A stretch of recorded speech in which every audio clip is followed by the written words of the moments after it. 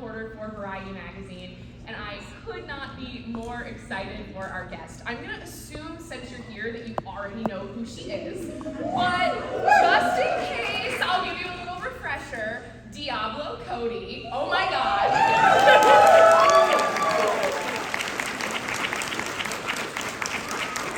Diablo Cody is an Oscar winner, and she is behind some incredible films like Juno, Jennifer's Body, which yes, we will be talking about a lot today, Young Adult, Tully, and most recently Lisa Frankenstein, which I adore. Up next, she's going to be producing a film adaptation of the webcomic Death of a Pop Star, which we'll also get into. So today, she's here to talk all about jokes and jump scares. So please welcome to the stage, Diablo Cody.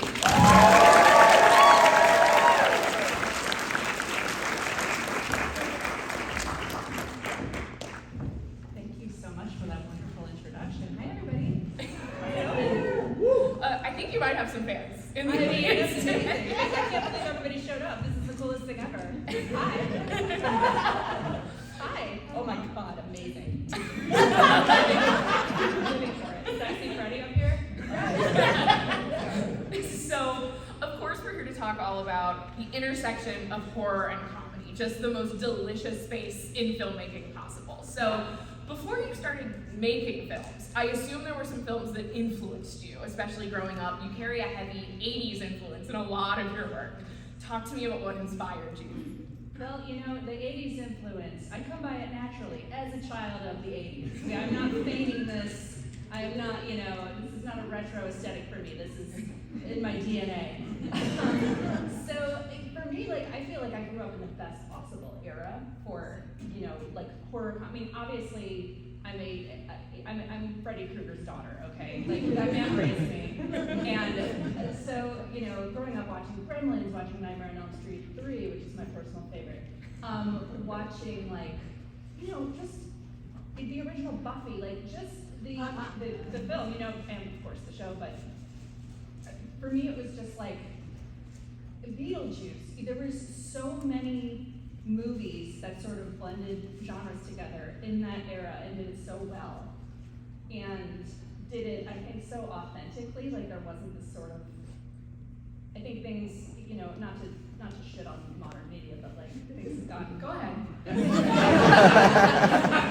just a little, I would say like a little less authenticity and a little too much leering, winking meta comedy. But it was just, it's something that's in my bones. So when I grew up, I was like, I want to do that.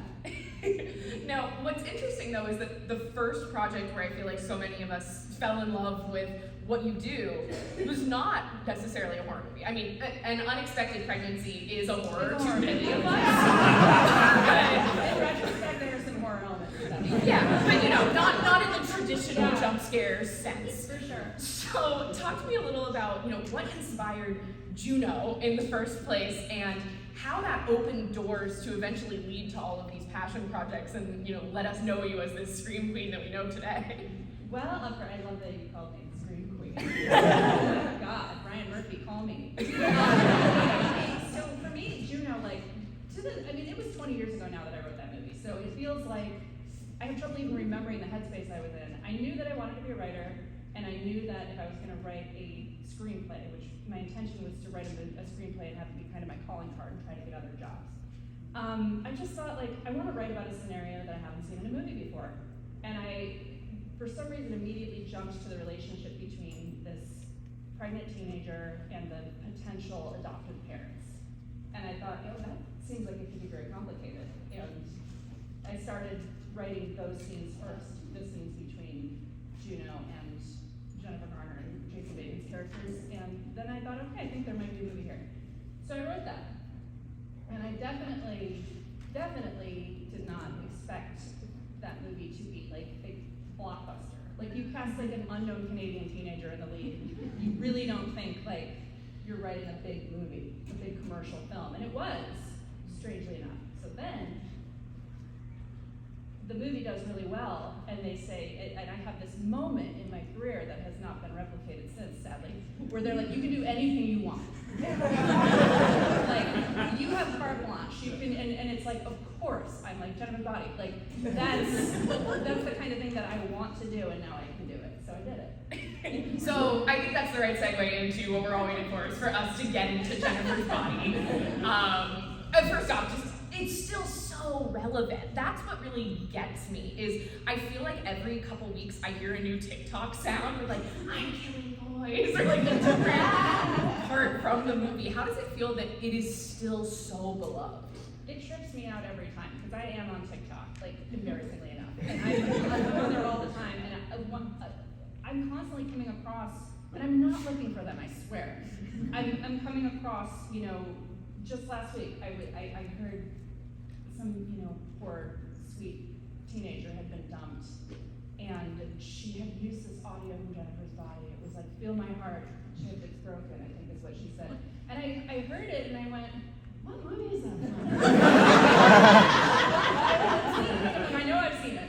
And then I was like, oh my God, not another Jennifer's body. Like, so it's trippy, and it's also so unexpected, because I assure you, when that movie came out and got lambasted, love you guys, and you know, it was critical failure, commercial failure.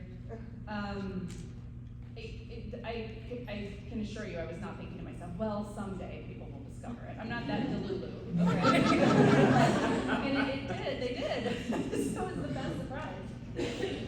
Well, it was also very ahead of its time, which I think is what has made it have this lasting impact. I know for me, it was one of the first representations I saw of queer characters. I mean, I know I Go Both Ways gets kind of a laugh in the theater, but also I hadn't seen that on screen before. Was that something that you kind of, you know, how much did you think about that when you were going into writing? We were thinking about it big time. I mean, the director of the movie is queer. I mean, that's what we wanted to do. That was the point. And now, if we made that movie now, obviously, we could have gone balls to the wall and like really put it all out there, and they could have been together. And you know, it's just at the time, it's wild to me as someone who's been at this a couple of decades now to watch the progress that has been made, just in terms of even the kind of characters that I can pitch, the kind of stories that I can pitch. It's really the first. Just sorry, I'm like so rambly, but like the first pilot I ever wrote, way back in the day, was for UPN. Okay, this is how long ago. And I remember I wrote a gay character in, a supporting queer character, and they called me as soon as I handed it in, and they said, we do not do that here. You know, it was like, it's crazy to think about now. And that was I'm not that old, like it wasn't that long ago. And yeah, I guess it kind of was, but still. Jennifer's body, we did what we could do. Well, and I don't think without, you know, moments like Jennifer's body, we would necessarily be where we are today. I think it's so important that we had characters like that, even, you know, even if it was more of a subtext and, you know, not as implicit as we can see today. It paved the way for a lot of characters now. I mean, now we've seen slasher films that have like an entirely queer cast, like they slash them. I love them. I love that. No, I mean, it's amazing. It's like, it's also so inspiring. Like now it's like, oh, there's all these stories that are now available for us to tell. There was a time where, you know, you weren't going to be afforded that opportunity. Now, I know I asked you this before, and I already know the answer is yes. You've seen Madison Beer's music video based on Jennifer's body. Oh, if you yes. haven't, her music video, Make You Mine, is all, she's Jennifer. And it made me so happy. It made me so happy, and I loved the song, and I felt like she really embodied Jennifer Check beautifully. And she is not the first person to do the Jennifer, like I think Olivia Rodrigo has done a little bit of big body imagery in her videos. Like it is, like I said, not something that I could have ever seen coming, but it makes me feel extremely relevant. I'm definitely in the TikTok comments like, I read that movie. So please go follow Diablo on TikTok as well. I never post anything, I just leave creepy comments. Do you have a favorite line that still stands out to you? Oh my gosh. Because it's so packed with one-liners. From Jennifer's body. Yeah. Sorry, I was like thinking about my entire filmography. The entire canon of all I don't know, the last line of every script, because then I can pass out. Let's see. Jennifer's body. Oh, you know what I like? I don't think anybody else likes this, but I like it when she gets stabbed and she's like, my tit. That was really important to me. I felt like that was kind of in a way the thesis statement of the whole movie, but like. Yeah. I love it. I want to talk about some other projects. Specifically, I'm thinking about, we've got some Lisa Frankenstein fans here. Congratulations. Obviously, it came out earlier this year. I'm obsessed with it. I got to be at the premiere. And I want to talk about the leading lady, Kathryn Newton, because I feel like she so exemplifies exactly what we're here to talk about. She has become such a modern horror actress, and we've seen her in other films like Freaky, where she's also gotten to be hilariously funny, but also making me cringe and recede and freak out. How was it like working with her? Kathryn is obviously extremely talented, extremely nice, hilarious person, and also just like a real weirdo. IRL. And like, okay, just to give you some context in her life, she has like 3 white poodles of varying sizes, a small, medium, and large. And she leads this kind of like kooky Hollywood Regency existence with these 3 poodles, and she golfs all the time. And like, I just like, that's what I love about Kathryn. Yeah, she's like a strange person, and I say that like as the highest compliment. And she's just like, for me, like watching her in Lisa Frankenstein specifically, it's like, to me, she has this almost like silent film actress quality, where she's like, she's so expressive, and she's so not afraid, she's so not vain, and she's so not afraid to like, really go for it, because Lisa is in some ways like a very like unlikable and awkward character, but I love her, obviously. I found her very likable. Yeah. When she When you chopped relate off to her, you find her likable. She chopped off that appendage. I was like, I mean, that's kind of makes me think of the whole theme of this panel. Is that moment is like, for me, the perfect intersection of like gore, laughing, like just. I could watch that in a theater with people over and over again all day. It's so funny. It's funny. My boyfriend's here, and I remember just watching him cross his legs as soon as that scene. No, so let's get into that about why horror and comedy go so well together. It's definitely my favorite genre, something that can make you laugh out loud and then the next second like make you want to pee your pants. Yeah. I mean, for me, it's just pure selfishness, because when you watch a movie with an audience, seeing like a visceral physical reaction from people is like a drug. It's the greatest thing ever, whether it's getting a laugh or it's seeing people frightened or tense or seeing them cross their legs. I can't get enough of it. Like, I've written some things that are more low-key and slower and more dramatic, and like, to be honest, as much as I love those projects, they're not as fun to watch with people, because, you know, the reactions are all happening internally. Whereas watching people have an external, visceral reaction to material is like, oh, so good. Well, I also feel like the comedy makes the scares even scarier, and then being so terrified and having that moment of release when you get to actually laugh again makes both of the aspects shine so much brighter, right? Yeah, no, it does. And it's like, I don't know, it's funny though, because like I watch a lot of like scary movies, and like I just don't think the stuff I write is like scary, but I have heard people say, oh, I was so scared in Jennifer's body. I'm like, okay. Like I don't really think of it as like horror. It's just like its own thing. Yeah, your work is camp. Yeah, like you are camp. Yeah. So let's talk about it. It is, and I'm glad that there is, I think, an increased appreciation for camp. And I'm glad for that, because I don't think people kind of fully understood what I was trying to do at first. They do now. Yeah.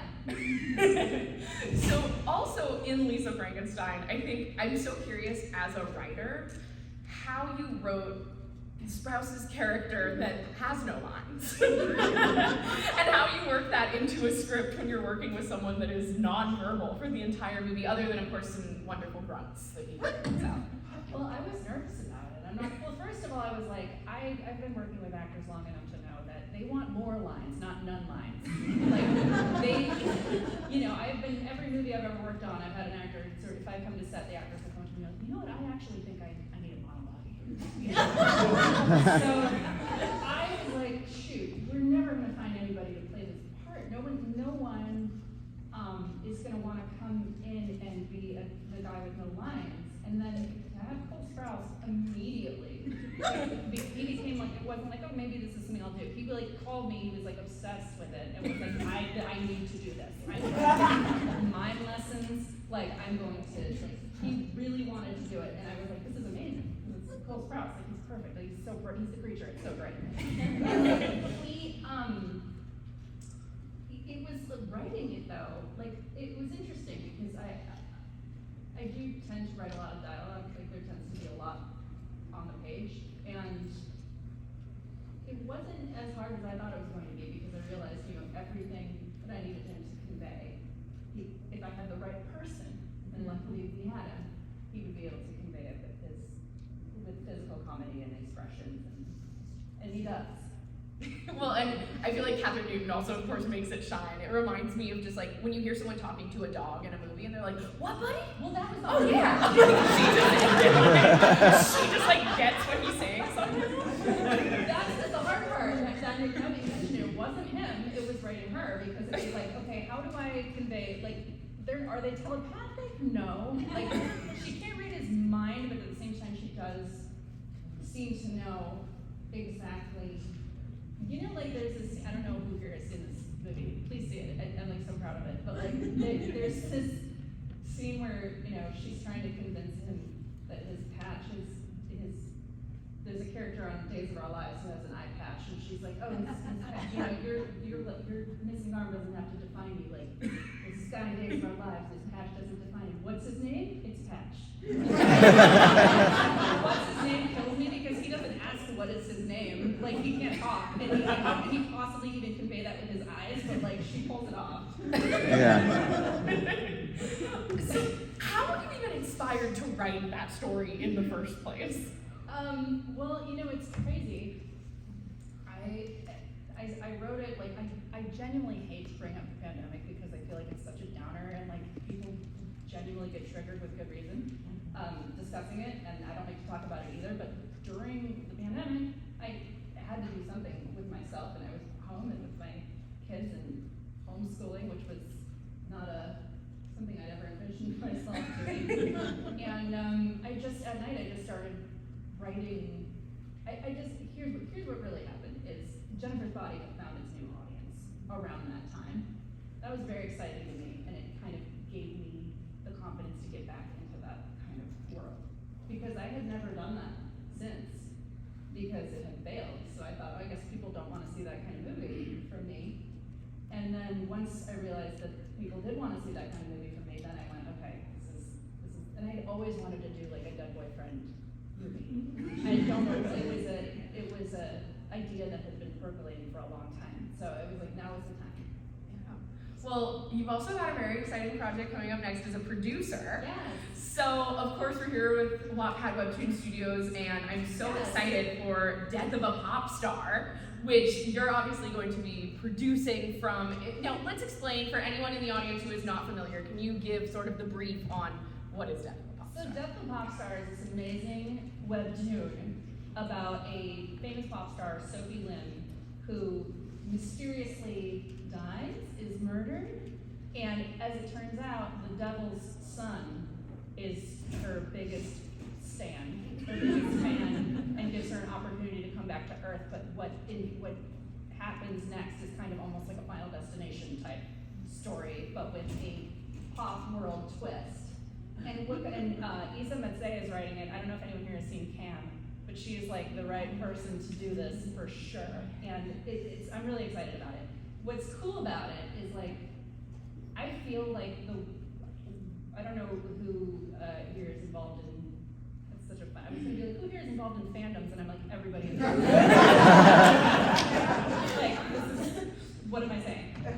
It's like, for me, like pop fandoms in particular, sometimes reach just like such a fever pitch of insanity that they start to become like cult-like and a little scary, and exploring the kind of almost like violent affection of those groups, I think, is a fun thing to play with. So that's what we're gonna do.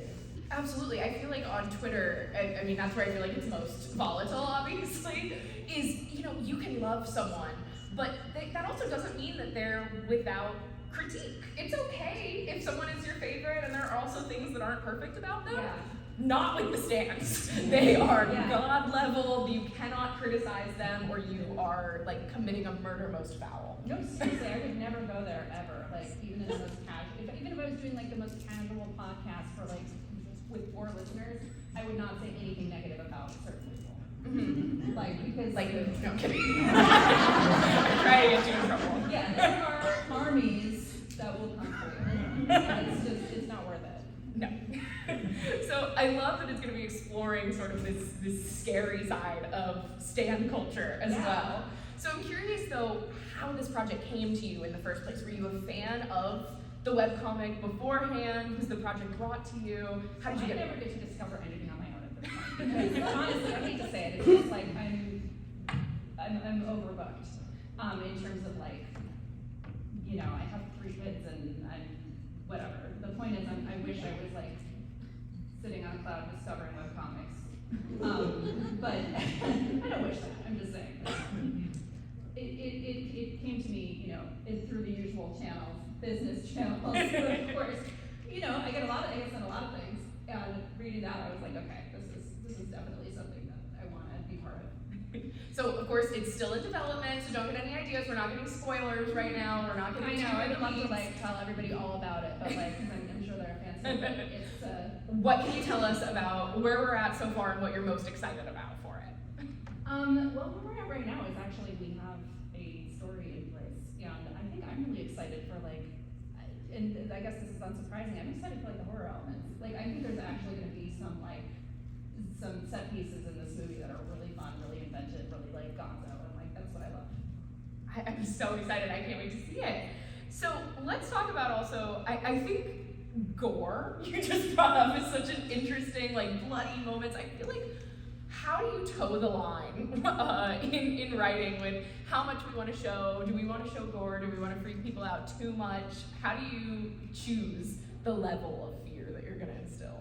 Well, it's with the kind of things that I write usually, not to get too like business-like about it, because that's so anti-creative, but usually like, if you're gonna write something that's really gory, that's gonna be in our rated movie, right? Mm-hmm. And it's gonna automatically like you have to really lean into it if you're gonna do that. With something like Lisa Frankenstein, the original script that I had written was definitely R-rated. Like, the violence was much more graphic in terms of the kills, and like, ultimately, it wound up being sort of significantly toned down because we had the potential to bring in a larger and younger audience with a PG-13 movie. So like, as boring of an answer as that is, sometimes it's like the real factor in determining that kind of thing isn't necessarily creative, and it's more about like, okay, how many eyeballs can we get on the movie?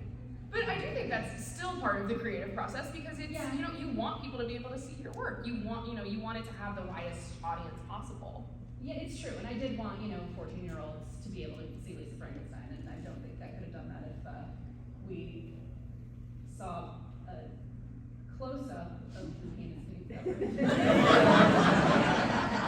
Was that in the original draft? I'm sure the original script was like ECU. The blade.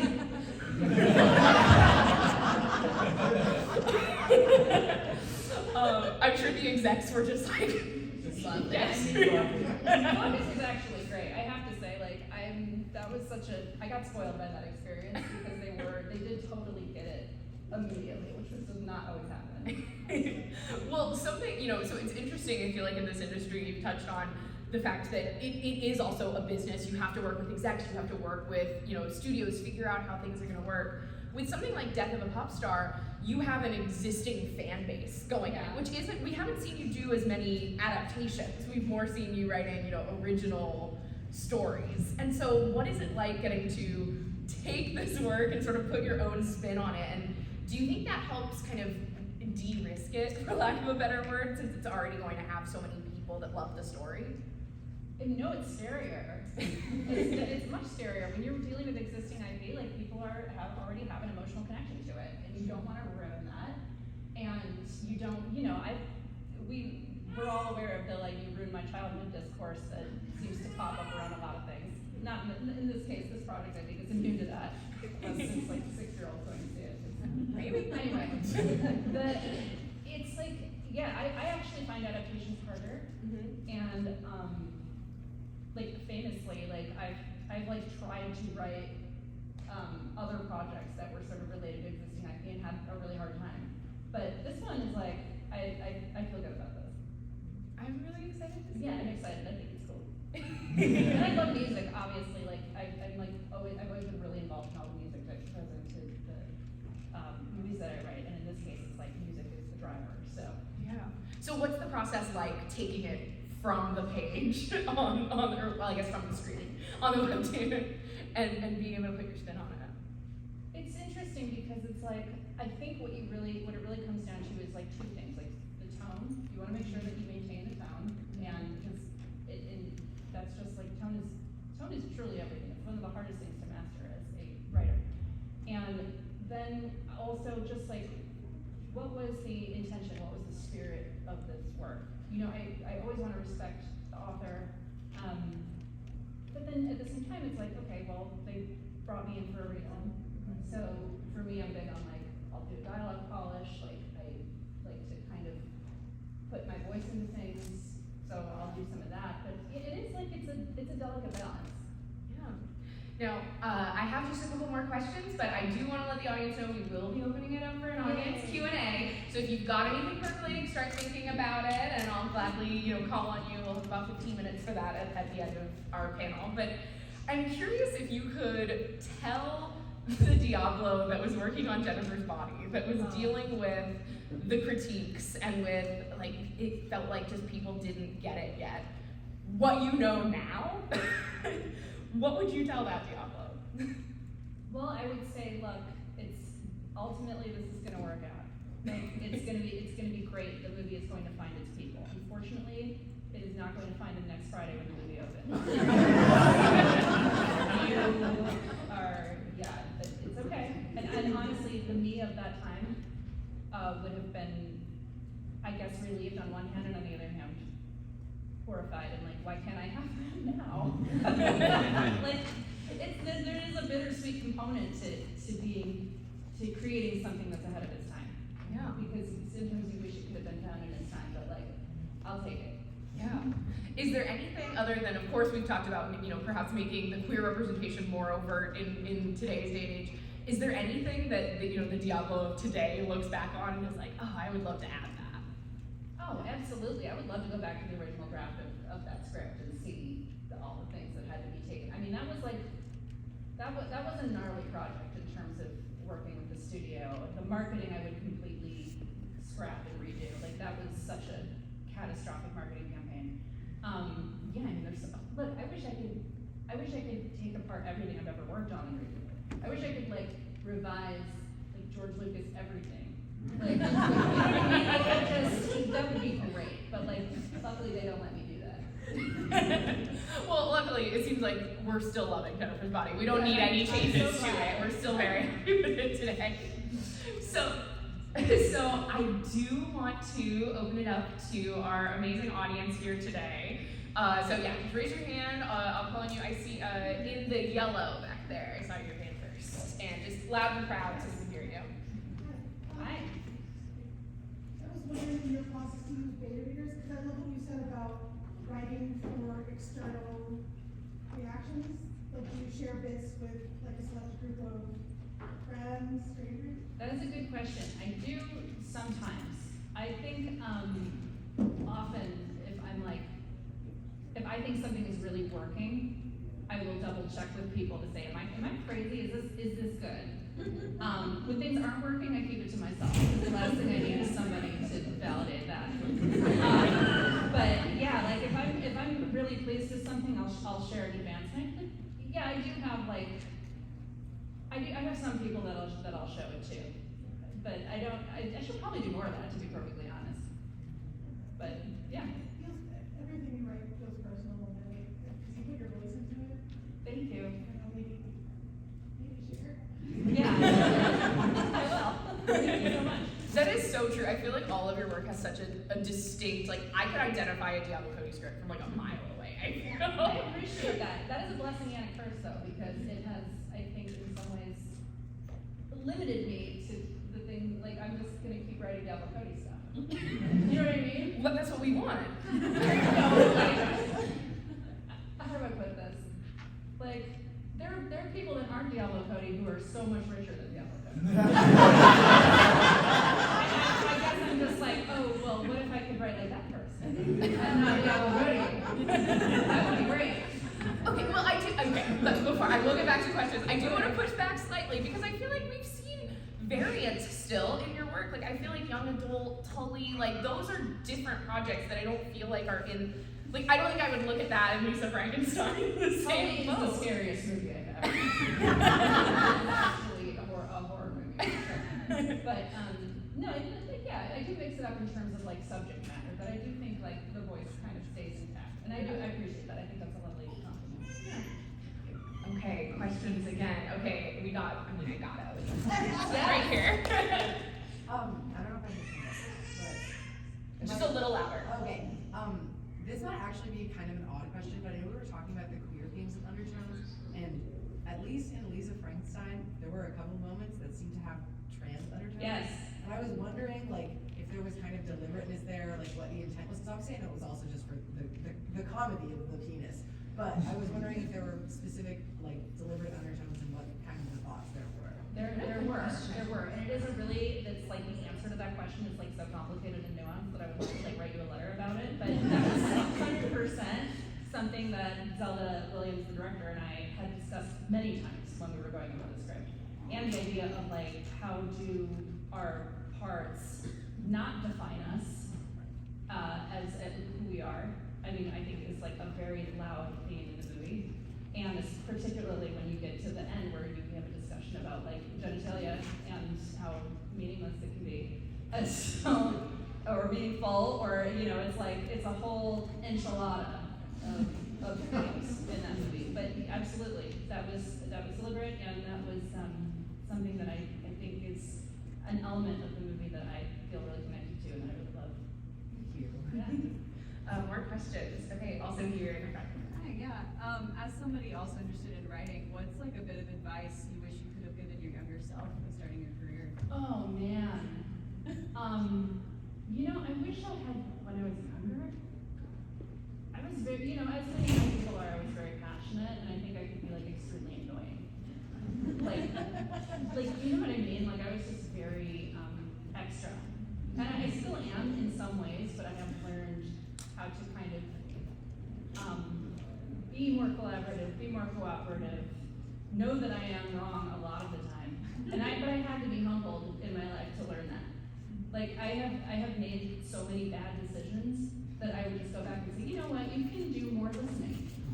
That would be smart, and like, you know, but it's hard, it's weird, because it really fucks with your head when you have a success right out of the gate, which doesn't happen to a lot of people, because then you go, oh, obviously I know everything, and it's like, no. Next question. Okay, you and a half it. I know you said that you don't think like modern horror comedy kind of hits the mark as much. Don't make me name No, movies, please. no. I totally agree with you. But are there any that like stand out more recently that you thought did more?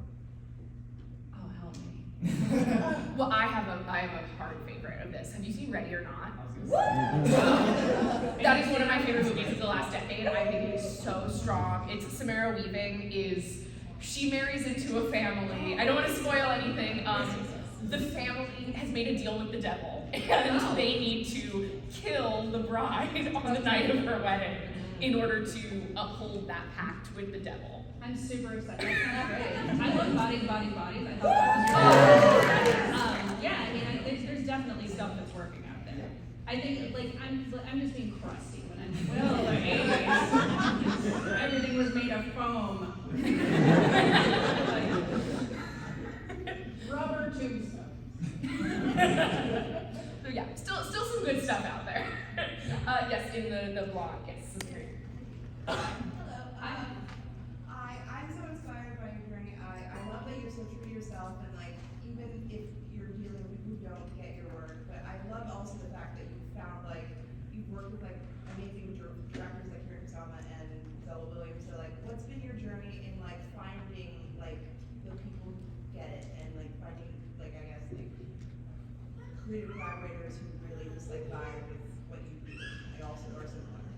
That is one element of my career where I have been so insanely lucky that I actually can't believe it. Like there are very few screenwriters who have worked on as many projects as I have who will tell you that they've loved every director they've ever worked with, and I inexplicably have. Like I have somehow, I don't know if it's like some kind of woo-woo vibe, telepathic, psychic thing or what, but like Zelda and I, like we just like clicked. Karan Kusama and I, we clicked. Like I made 3 movies with Jason Reitman. We had so much fun together. I worked with Jonathan Demme, which was like the honor of my career, and he was so like, I thought, oh, I'm gonna like sit and be like, you know, humble at the feet of this master. And he was like a clown. He was so much fun. And like, I really like cannot express how grateful I am for the people that I found. But I think what it is maybe is the specificity of my work is that the people who are like, I want to be a part of this, I know I'm gonna vibe with them. Because if they get the script, like they get me, and then I get them. So I've been really, really, really lucky. Yeah, I've been neglecting this side of the room, so let's go with it. Just to kind of piggyback off that question, a lot of these collaborations also have amazing leads, like Charlize Theron, Megan Fox, and Elliot Page. What's an element in these films where you can look at it and say, oh my God, that person like nailed what I was going for, or like, wow, I didn't expect that, and that's awesome? Oh, you know, okay, so like in terms of just immediate, like everyone knew that Elliot Page was gonna be perfect for Juno. I mean, he just like crushed that. It was like the perfect, I think, marriage of actor and role with the comic timing and everything. You know, actually, when I wrote Young Adult, you know, if anyone has seen that movie, Mavis is like this kind of disaster of a character. And I remember when Charlize got attached, I was obviously thrilled because, you know, she's an incredible actress and we should be so lucky, but at the same time I was like, she's extremely hot. And like, I was like, it's like the most beautiful person I've ever seen in my life, and I'm not sure if I'd buy her as like this like dumpy loser novelist from Minneapolis, which is like basically me. Like I was like, I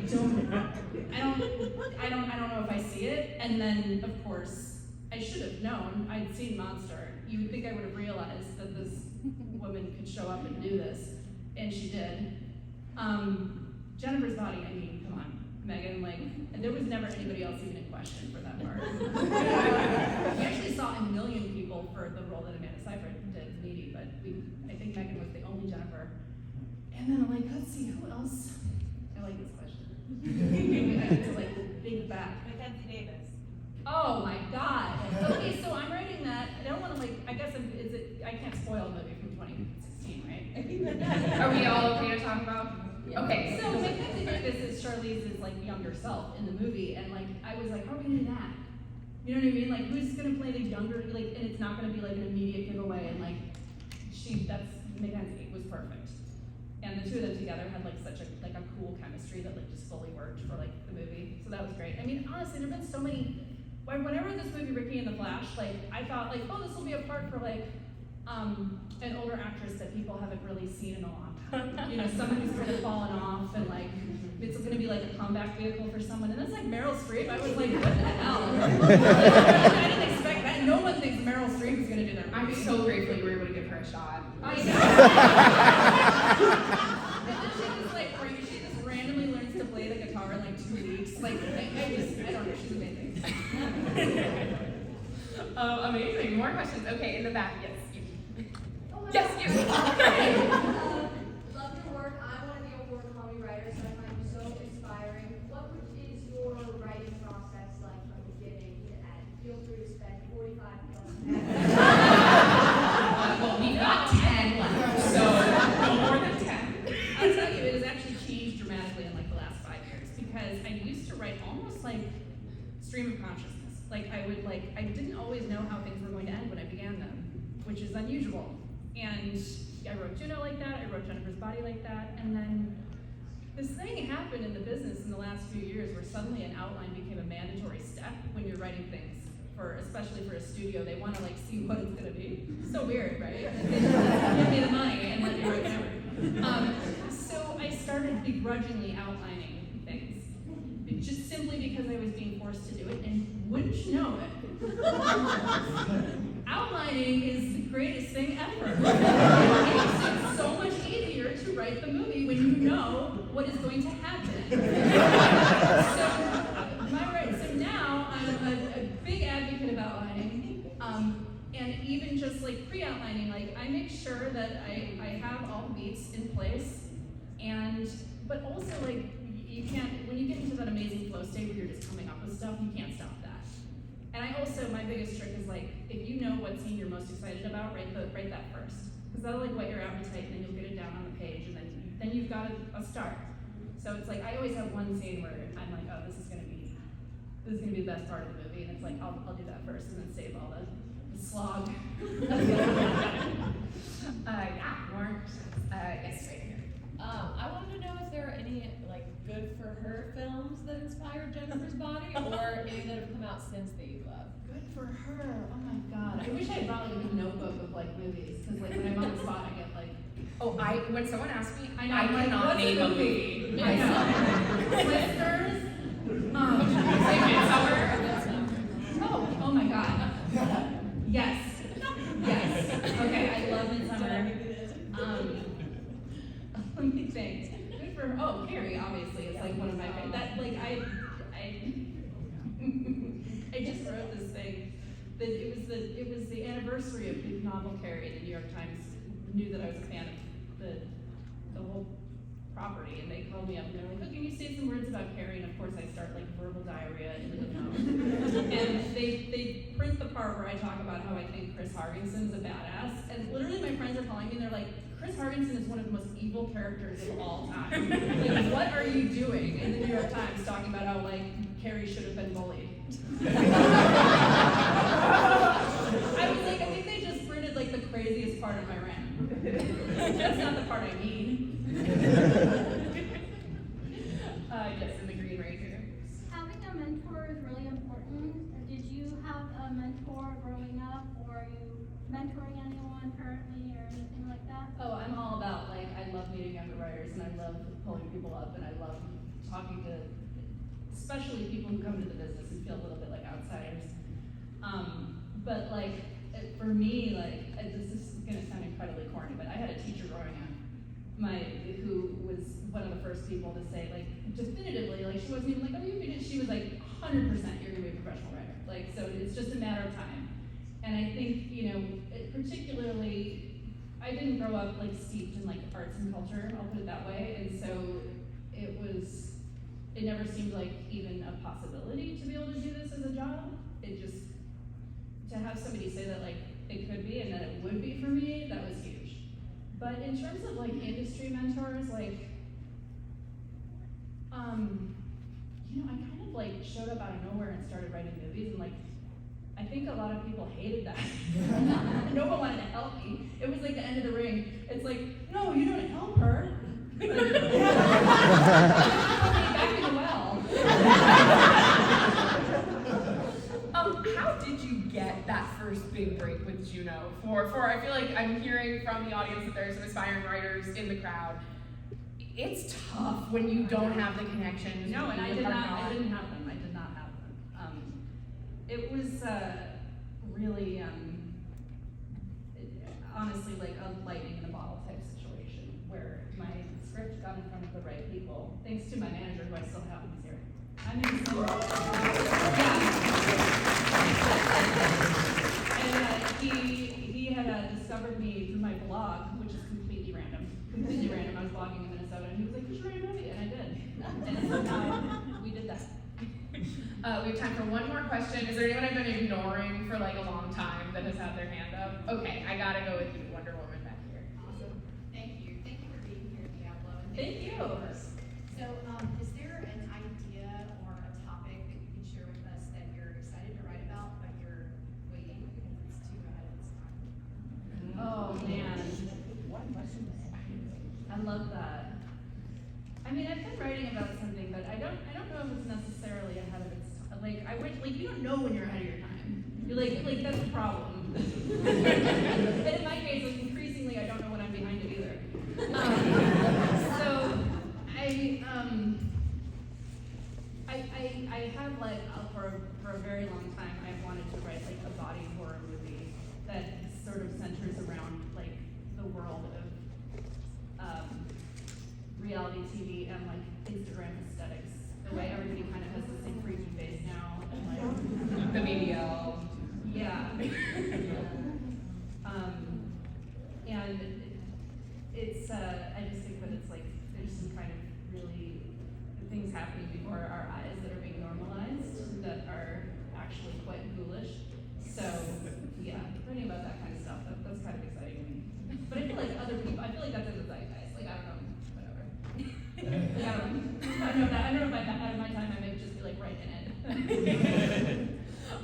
Well, you've gotten some amazing questions from the audience, so thank you to the audience for all of that. And I want to thank Diablo